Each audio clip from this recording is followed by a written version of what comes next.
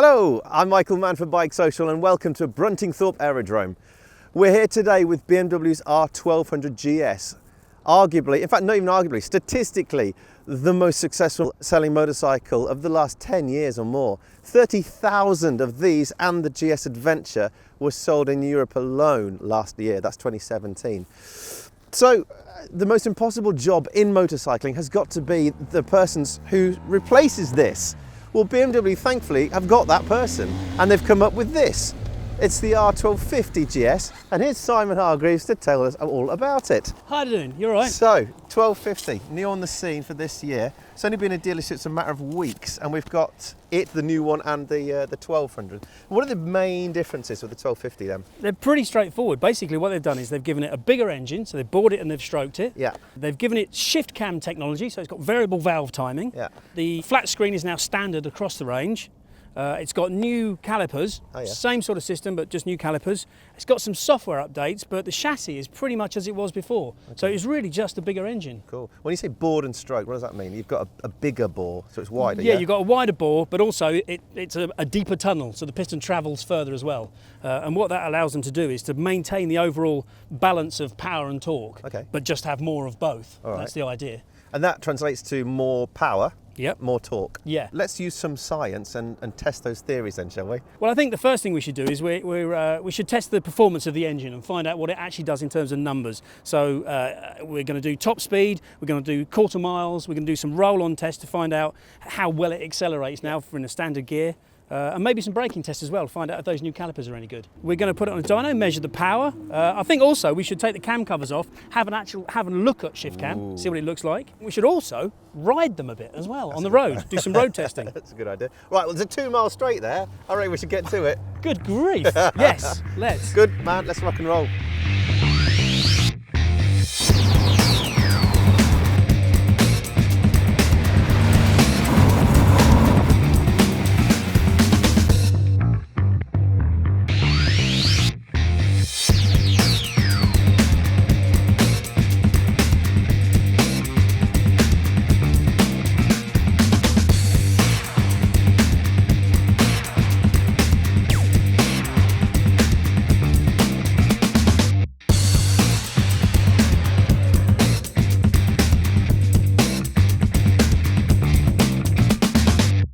Okay, so next on our checklist of things to do with the two bikes is an economy test.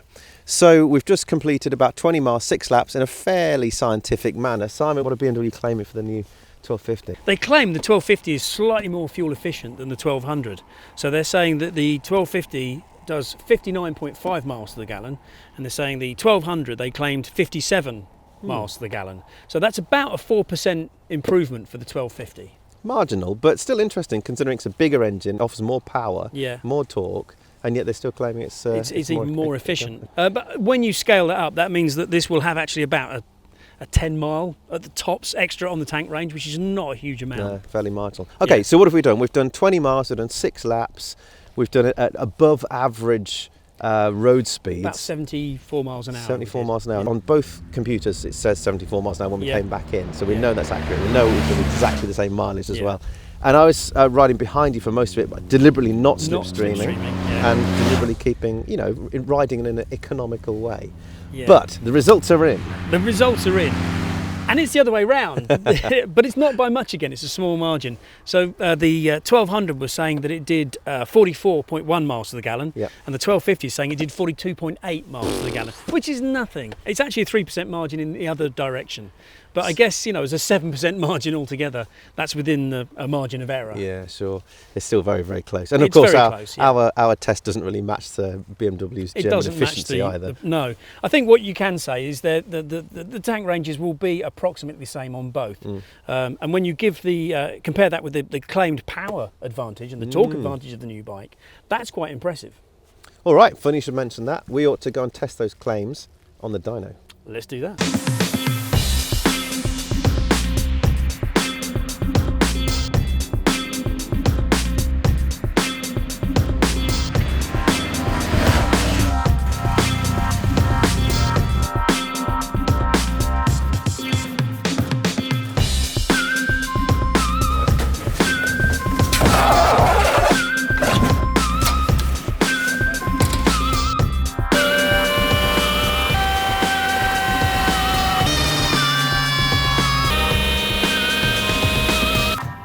They claim 123 horsepower and 92 foot-pounds torque. Yeah, it's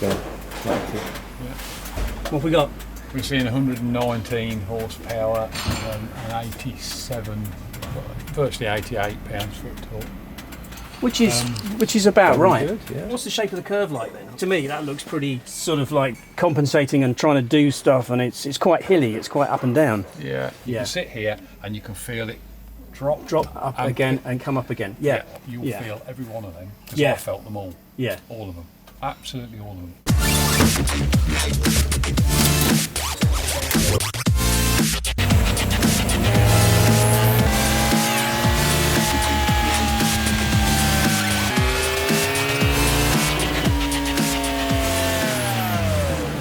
We're seeing just shy of 128 horsepower and 101 foot-pound, which is significantly higher than That the is a 12. lot. Well, they claim it's about the same sort of difference really between that and the old bike. They claim 134 and 106. Well, it's brand new. I mean, it's only done 760 miles, so I mean, That would make a difference, would it? It'd make a massive difference. Because the 1200 had done something like 3,500 miles, I think. Yeah, and that was closer to what was claimed. Yeah, it was. The bike is fueling really well. So the red line on the bottom is the 1250, the blue is the 1200. And that's why. And that's the fueling. That's the the air fuel.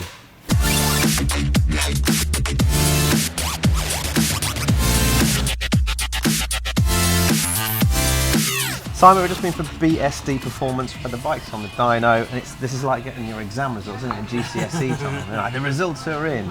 Yes. So we've seen the 1200 make 119 horsepower, Yep. and the 1250 making 127.8, Correct. Yes. which is not too far away from the claimed. It's not too far away from the claimed figures. Yeah. So the red line is the old R1200, and you can see the torque curve is fairly hilly. It's fairly dippy. And the power curve is similarly, when you get up above 7,000 RPM, it's starting to just look a little bit flat. And in a way, it's tempting to translate what we're seeing on this graph into what we feel on the road. If you could say one criticism of the 1200 is that it does feel a little bit breathless right at the top end, especially against its rivals like the Multistrada Enduro, which has 158 horsepower and it's got loads of top end. So if you were going to say to a BMW engine designer, what's the one thing you're going to improve? They would want more power and more torque from that engine just to get it a bit closer to everybody else. So while we talk about torque, actually we have mentioned the figures here. So torque on the 1200 is 87.9, whereas the new on the 1250 is 101, which isn't too far away again from that 106 claim, is it? Not too far at all, and it's a really healthy figure as well. Over 100 foot-pound of torque is really impressive. And again, I think that's more impressive than all its rivals. So in terms of torque, this is a really, really good job. I mean, effectively, by big boring the engine, you've got more horsepower and more torque, and you've got it everywhere. It's not often that you see a new bike, or a new bike which is a development of a previous model, with this kind of improvement. This is really impressive stuff. But this little box at the bottom is the key thing really we want to look at, which is the air-fuel ratio. This is the mixture that's coming, that's going into the engine and coming out of the exhaust. These are the emissions, if you like. This is what people measure. How clean the engine is. Yeah. And the takeaway from this is that if you look at the red line, the 1250, it is exactly along the dotted line. That is effectively the ideal, the optimum air-fuel mixture ratio for performance. And it absolutely, you can see it follows this line precisely. I've known Mark for nearly 25 years, and I've never seen him as impressed by a new bike as he is by this. Excellent. Well, let's go and visit our local BMW dealer at Balderstone and have a look inside that engine. Excellent, good idea. We'll see how it works.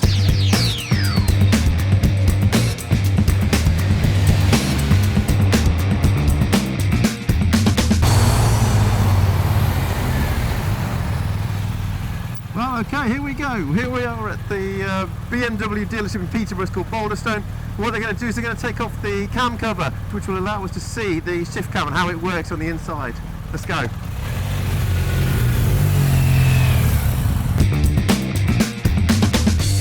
So we've got the cam cover off the 1250. What exactly are we looking at now? This is Shiftcam exposed.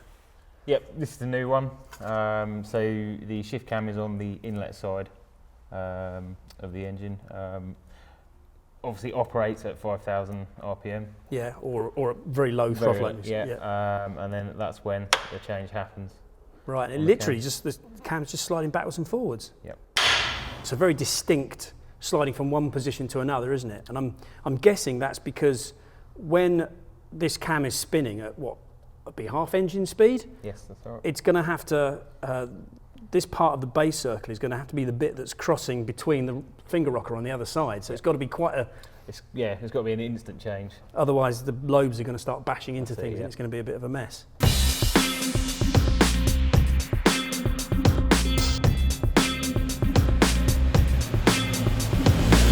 So at the end of a rather long day of rather stringent testing too, Yeah. we've got the results from the data logger from all the speed testing and brake testing that we did at Brunting Thorpe. So first things first, let's have a look at the 1200GS, and the first test we did on there was a quarter mile test. Yeah.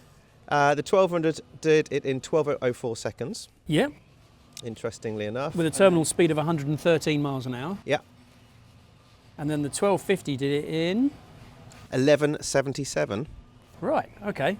So that's, what's that, sort of 2/10, just over 2/10 quicker? Yeah, it's good enough difference. Yeah. And a terminal speed of 118.4, so it's a lot quicker at the end. Yeah. So effectively it's what we thought would happen with engine making more power and more torque on the same gearing is quicker across the quarter mile. Yeah, yeah, yeah. But it's a good demonstration that if you're at the traffic lights, the 1250GS is going to be the one that gets away sharpest. 50 to 100 miles an hour roll on. This is in top gear. This is a top Right. gear, so this is almost like an overtaking without having to change down test. Well, firstly, we had a go at that together, didn't we? So I was on the 1200, you on the 1250. We came up behind that articulated lorry.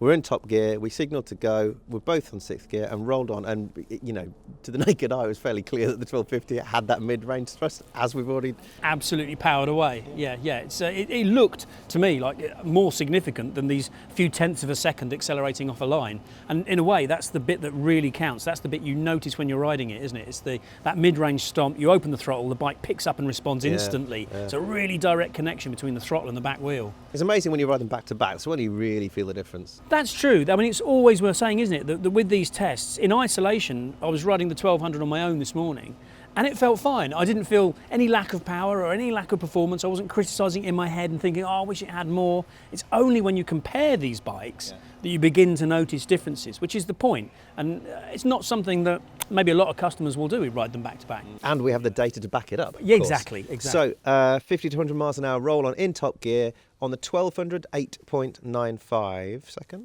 Yep, correct. And on the 1250, it did it in... 7.14. Which is a lot quicker. I mean, and that's what it looked like when we were actually doing it, wasn't it? It did look like it was a good few seconds sharper. Yeah. And then brake testing. So the bikes are the same weight, Yeah, theoretically. give or take, yeah. Yeah, and they've just got slightly different calipers. And They've got different calipers, yeah. So the 1200GS has Brembo calipers, which the bike has used for a long time. They're obviously an established brake manufacturer. But the new bike has got these calipers made by an American company called Hayes, who are better known for making mountain bike brakes. But it did look as though the 1200 stopped more quickly. Yeah, having ridden both bikes back to back and over the distance that we have done over the last day or so, I much prefer the feel of the newer ones, the Hayes. Yes. For me, I prefer that the feel of the bite early.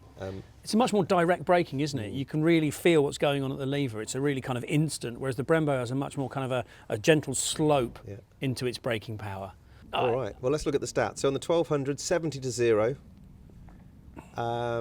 And what do you call it? You call it a crash brake? Yeah, it's a crash stop. It's basically you just hammer the anchors on and everything. I mean, technically, you go into ABS mode. Yeah. The bikes are on the same tyres, they've got the same suspension settings, and they've got presumably reasonably the same ABS software, the same ABS system. So if you hit the brakes as hard as you can, as long as everything else is the same, the bike should stop in the same distance. And it's distance, so it's meters that are critical in this. Meters that matter, yeah. You don't really talk about, I nearly hit that taxi in terms of time. Yeah. It's I stopped a metre short, not 2 seconds short. All right, so the 1200, you stopped from 70 to 0 in 50.01 metres. Yeah, which is pretty good.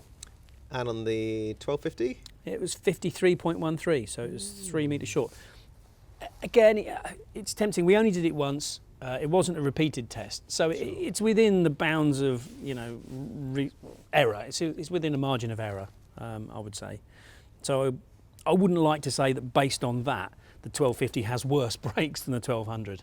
I think they're both really good systems, and they both stop really effectively.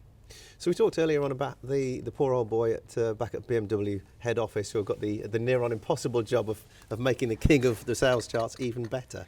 Yeah. And I think it's fair to say we both agree that he's done a significantly good job and deserves a proper pat on the back. The only shortfall really the only criticism you could reasonably make, sure, you could say, I want it lighter, or I want it cheaper, or, I want it on a magic carpet or something. There's some things that are just not going to happen. The thing that you could point to and say that maybe it was lacking, if you rode it back to back with its rivals like the Multistrada and the Tiger and the KTM Super Adventure, was that it's a little bit lacking in top end power. And what BMW have done, which is really clever, it's an obvious thing to do, is to, like I say, increase the bore, increase the stroke, and simply raise the bar. They haven't raised the rev ceiling so it revs on and makes a bit more power but the same torque, so it's a bit more peaky. They haven't done that. They've just literally lifted everything up. So I'm kind of now thinking, is there anything else we can criticise? I mean, our job is to point things out and say what could be done better. But I don't know, what do you think? What could be done better? I could name one thing. And look, it's getting a bit dark here and I should be riding home soon, which is 40 odd miles or so. And the buttons are not backlit. Oh, I know. All right. How are you going to navigate the buttons? Yeah, it's not a big drama, I know. But okay, well, I've got one as well. Yeah. Which is, I can't help thinking, I wish it had an electric screen. Yeah. Just for swish value and pushing a button and watching it go up and down and not having to reach forward and turn that. When you're paying £17,000 for the top spec bike that we had, you kind of expect that, don't you? So many other manufacturers can do it. Speaking of extras, I think the Triumph Tiger standard, the top XCA comes with heated seats. This doesn't come with heated seats. The rally version hasn't got a centre stand, so that's obviously not standard.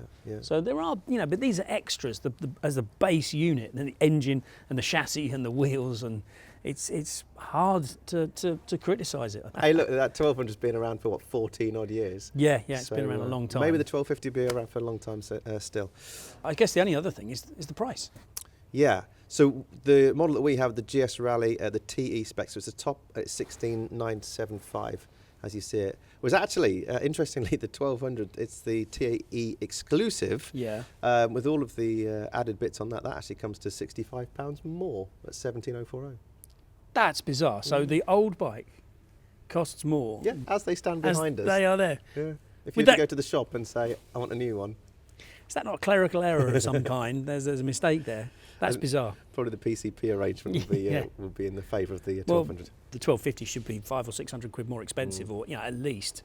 Good stuff. Right. Well, all the statistics, all the analysis will be at bikesocial.co.uk.